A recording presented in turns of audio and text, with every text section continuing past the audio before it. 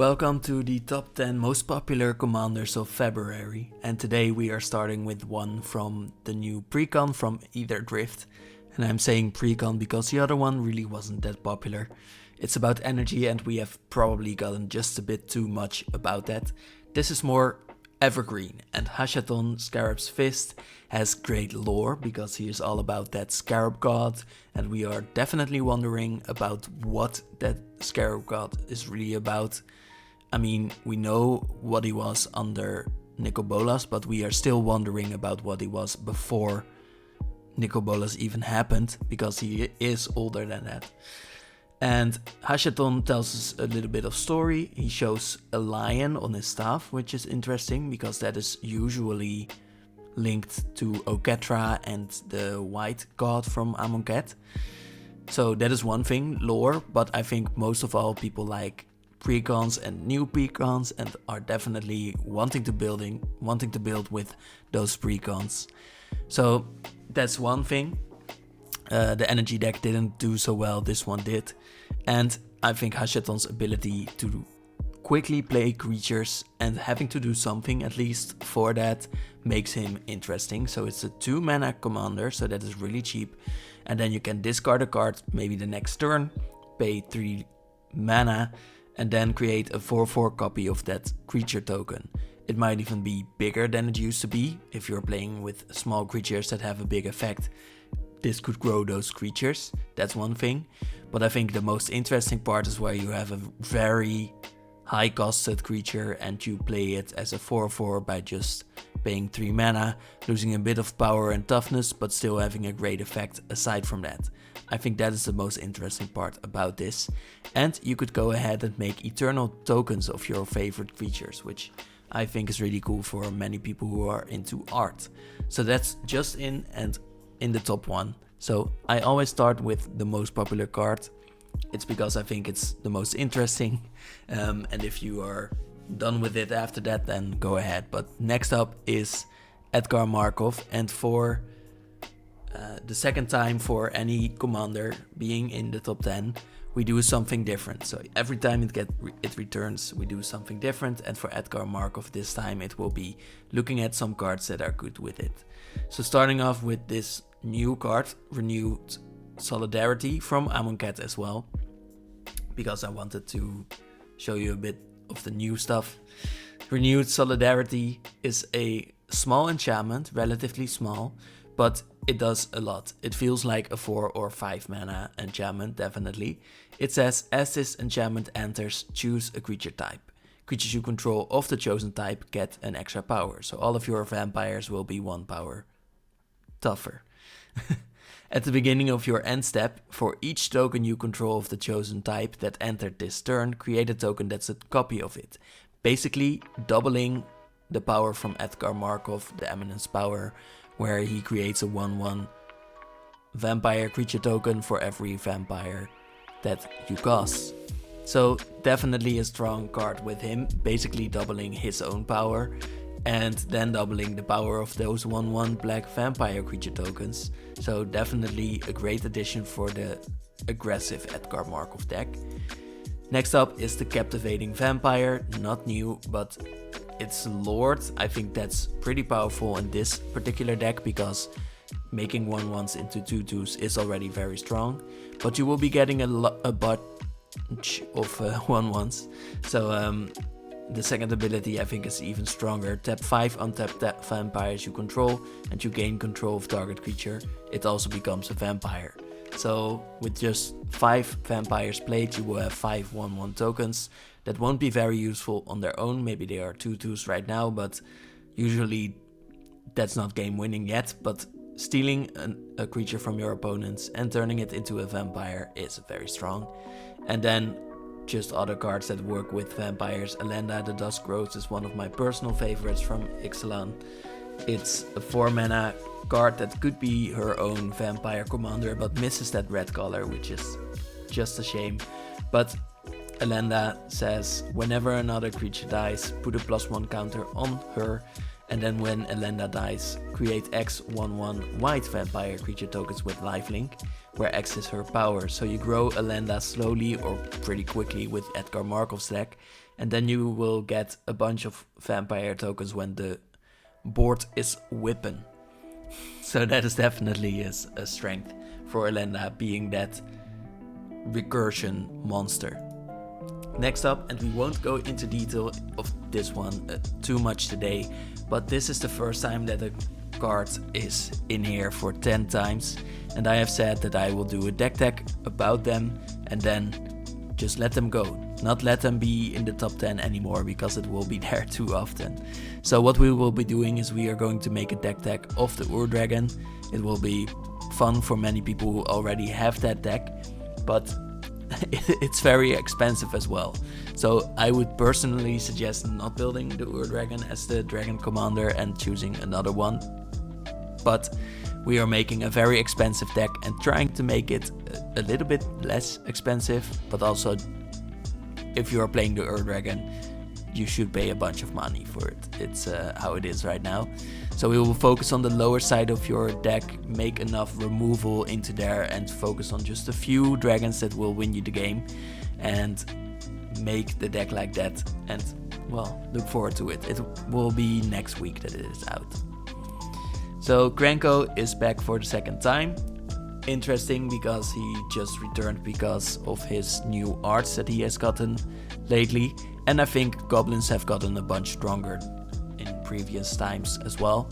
So great cards with Krenko are Scourge Prospector, which is a great combo piece for this commander, because Scourge says sacrifice a goblin and you add a red mana, meaning you can very often use Krenko and a haste enabler to tap Krenko and create a bunch of goblins, then sacrifice those goblins and Krenko to play Krenko again.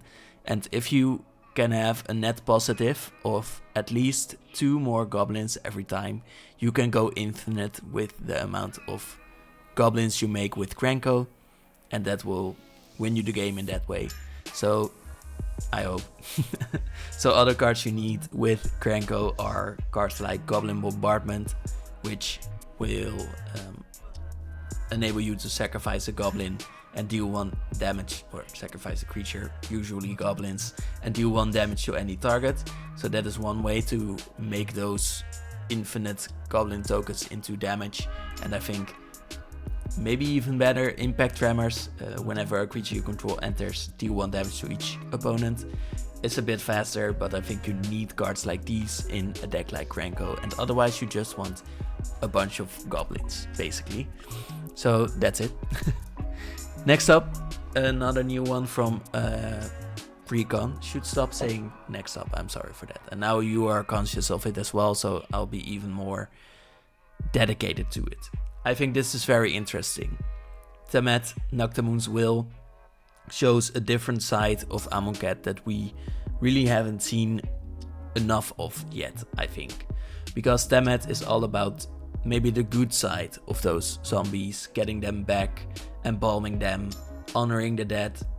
Temmet shows us that Naktamun has a will, it has a soul still left, even though it has been damaged so much. And I think now we are really getting to see the interesting world that Amonkhet really is. And Temmet is, well, for one thing, just a zombie commander. And for the other thing, he just adds a new color to it. Well, not new, there was one commander from Amonkhet before that also had Esper colors. But this time, I think he really hones in on what zombies should feel like. So 5 mana, a 4/4 zombie, so just like an Eternal. A Vigilance Menace 4/4 to boot, so definitely will be able to attack in and defend you at the same time. But most of all, we are looking for that tribal ability.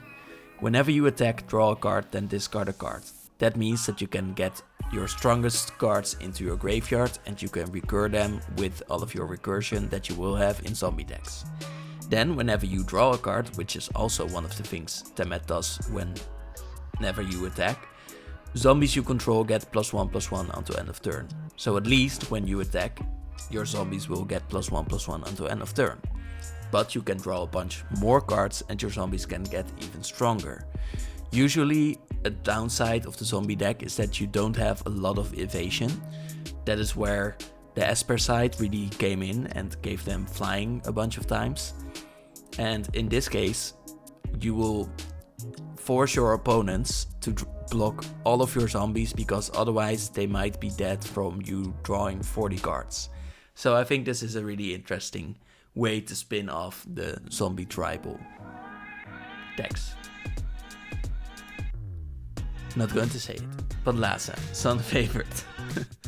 Sun Favorite, the Sun Favorite is here for 7 times, if I guess correctly out of my bad memory. So right now we will be doing the alternate reality lore section for Pantlaza. So what would happen if something else would have happened with Pantlaza? Pantlaza should be the cool warrior dinosaur that defends his master and his friends, and should be a great commander for other dinosaurs. But what would happen if otherwise? So we are going into a bit of a story section here. If you want to skip it, there will be timestamps down below. But Pantlaza, the heart of the empire. Long before the rise of Atraxa, before the war chants of the Sun Empire echoed through the jungles, a raptor hatchling was found alone, wounded and afraid. Unlike most of his kind, fierce, untamed and proud, this young dinosaur was small, weak and dependent. He would never be the fastest hunter or the strongest fighter, but he felt the world differently. It was a young healer, not a warrior, who first discovered him. She found him shivering beneath the roots of an ancient kapok tree, his feathers dull, his eyes pleading rather than defiant. She expected him to bite or flee, but instead he nuzzled into her hands. And so, Pantlaza, the heart of the empire, was born not as a warrior, but as a guardian of life. Unlike other raptors, Pantlaza did not seek battle, nor did he roam the jungles freely. Instead, he walked beside the empire's caretakers, the priests and herbalists, those who mended wounds rather than caused them. His keen senses allowed him to detect illnesses before they spread. His presence calmed the wounded, and his touch mysteriously seemed to accelerate healing. Some believed he was a blessing from the gods, a creature imbued with the will of the sun. Others whispered that he could hear the voices of the land itself, sensing where sickness would strike before it did, knowing where to find the rarest healing plants hidden deep in the wild. A different kind of war. When the Phyrexians came, the warriors of the Sun Empire rushed to battle, but Pantlaza did not charge into the fray this time. Instead, he stayed behind where he was needed most. With his presence, the city of Atraxa did not crumble under war, because its people still had hope. He raced through the streets, guiding refugees to safety, standing firm when healers despaired. When a soldier fell, Pantlaza was there, pressing against their chest, his warmth pulling them back from the edge of death, like a dinosaur angel. He was not a warrior, yet he saved more lives than any blade ever could. When the war ended, the Sun Empire declared Pantlaza sacred, but unlike in any other reality where he disappeared into the wilds, Pantlaza remained among the people. He never returned to the deep jungles, he chose to stay, to walk the great stone roads, to greet children with playful chirps, to rest in the courtyards of healers and temples. And in time, he was no longer just one dinosaur. His presence had changed everything. The warriors of the Empire, once solely focused on battle, began to study healing as well. Raptors were no longer trained only for war, but also as companions to those who saved lives, rather than took them, like dogs. To this day, when the sick and wounded rest in the temples of the Sun Empire, they whisper a prayer. May Pantlaza's warmth find you, and may the heart of the Empire beat for you once more. Yeah. Captain Howler, Sea Scourge. So, in there for the first time, Captain Howler, a 4-mana shark pirate. I think the most interesting thing about Captain Howler is how he wears a cape as a shark. Just look at that thing. It's made for him. It should be. Captain Howler is, I think, interesting because we have had a blue-red discard commander before, but this one is just different from his main mechanics, and I think that is very good. That we see one mechanic used in multiple ways in different types of colors. So usually discard decks should be black, but this one isn't. So Captain Howler has going for it that it is from the new set, that's one. He's greatly aggressive, and with greatly I mean he's aggressive but also draws you cards. Because whenever you discard one or more cards, a creature gets 2 power, which is the aggressive part, until end of turn for each discarded card this way. Each card discarded this way, sorry. And whenever that creature deals combat damage to a player this turn, you draw a card. And that's a great part because you need to draw cards when you are in aggressive decks. So when you are starting to win, when you're starting to get in with some damage, you are drawing cards and you will be able to stay in front of your opponents. Also, I think we've been waiting for a long time to get a great discard deck in Izzet. Riel really isn't that, or hasn't been that, and I think this one definitely has the flavor, attacking in with a bunch of cards, discarding your chum, and then drawing a bunch of cards aside from the looting you are doing. So I think Captain Howler has a bunch going for it. It looks really cool, and I think he has the coolest car in Ether Drift as well, which I think is 1+. Another alternate reality lore. Atraxa, the Unshackled Light. So again, you can look down below if you want to skip this. Once there was an angel who fell. The Mirrans tell the story in whispers, in prayers, in songs of defiance. An angel, radiant and strong, who stood against Phyrexia's corruption, until her body was broken and her wings were bathed in oil. An angel who should have been lost, but she was not. The Praetors, in their arrogance, sought to remake her. Elish Norn sculpted her flesh, Shieldred sharpened her mind, Vorinclex reforged her bones, and Jin Gitaxias rewrote her purpose. She was to be Atraxa the Grand Unifier, the flawless voice of Phyrexia. They did not foresee what lay buried deep within her soul, that really she wasn't green, white, blue or black, she was red. The moment Atraxa rose, something in her refused.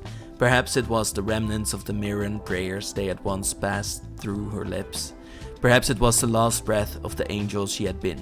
Whatever the cause, the result was a catastrophe, unlike anything new Phyrexia had ever seen. Rather than embracing her new purpose, Atraxa shattered the will of her creators. The ichor that had coursed through her veins did not bind her, it burned away her chains. Where she walked, Phyrexia's gifts turned to rot. Its machine flesh split apart, and its perfect harmony became discord. She was not their masterpiece, she was their undoing. The Praetors for the first time knew fear. Elish Norn's sermons of unity crumbled in Atraxa's presence, her once perfect edicts dissolving into whispers of doubt. Shieldred's assassins failed, their own bodies unraveling before they could strike with their poison. Vorinclex sent monstrosities to tear her apart, but their limbs twisted and failed. Even Jin Gitaxias, ever the architect of progress, could not explain the flaw in her creation.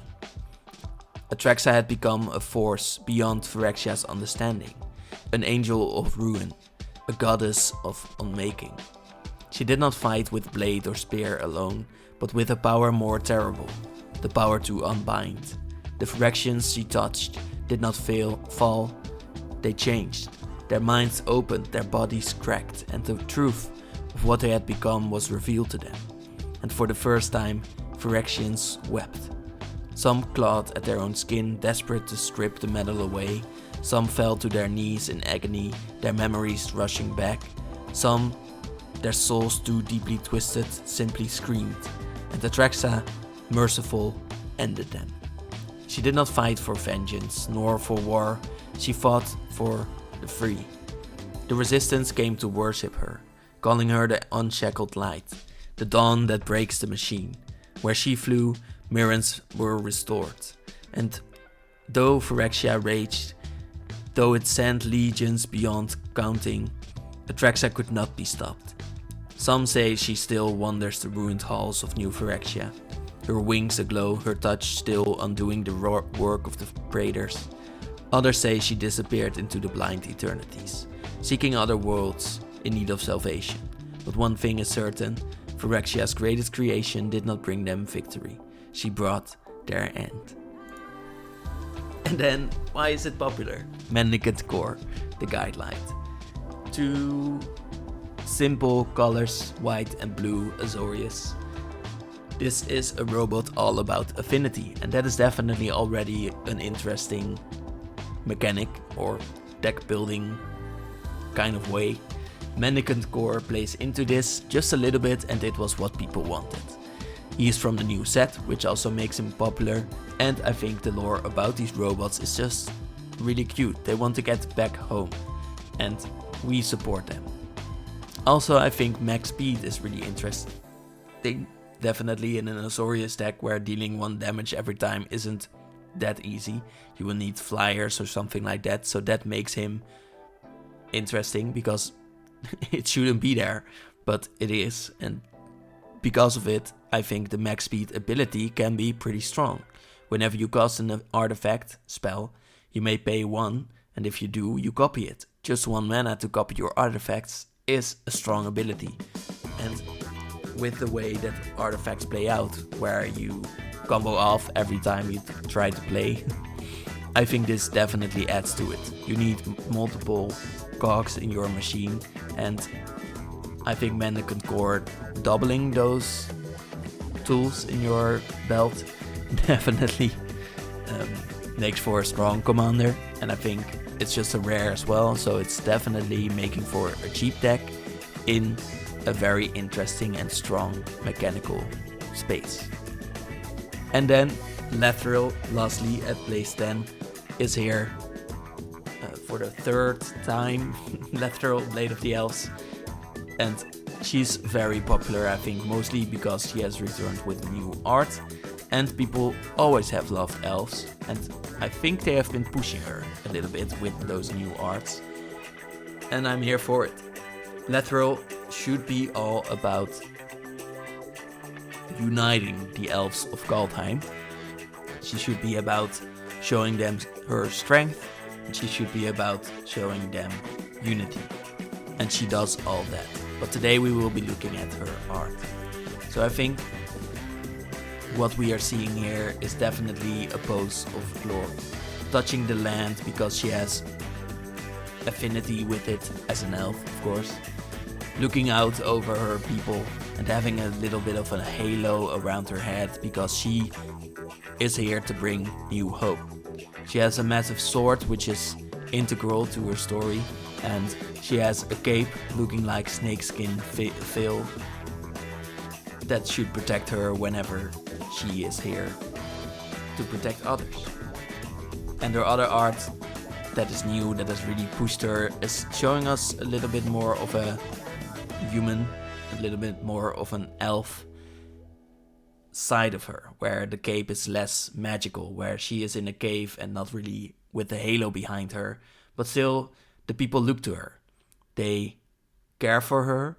They look to see if she is okay after her previous battle, but they still look at her with a massive amount of respect. They look up at her at all times as if they are bowing their knees, or they are definitely bowing their knees for her to easily pick up her sword again and ride into battle. Or not ride into battle, to leap into battle, I would say. So that is it for this top 10. Let me know what you think of the segments and if you want to change anything. And other than that, I will be back with the deck tag for the Ur-Dragon. And otherwise, I will be back with another top 10 in the next month for March. And with that, I wish you a very nice day. Bye.